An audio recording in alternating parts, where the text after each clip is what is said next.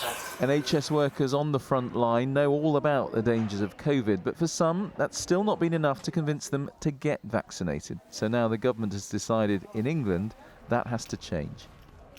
The Health Secretary confirmed that unless medically exempt or not in face-to-face contact with patients, NHS workers must be fully vaccinated by April the 1st. They have a responsibility to do all they can to keep each other safe. These twin responsibilities to patients and to each other, they underline once again why a job in health or care is a job like no other. So it cannot be business as usual when it comes to vaccination.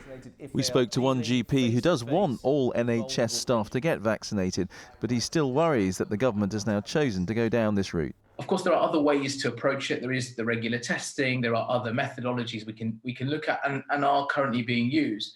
And I think, of course, those are really, really important. My feeling has always been that we should give people the respect and the autonomy to decide on whether they want to have the vaccination.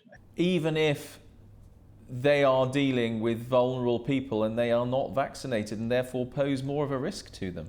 It's very difficult because we have to have a balance between your staff's right to their own health choices whilst also providing the best health care and support for patients. It's estimated maybe 100,000 NHS staff have not been vaccinated, and as winter approaches, the concern is some of them may now choose to leave rather than get the jab.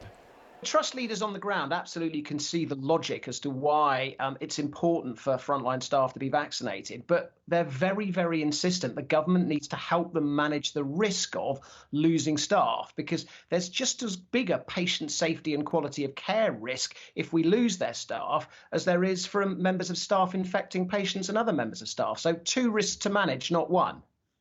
The government believes it's right that staff should be vaccinated and that there won't be too many who choose to leave the NHS as a result.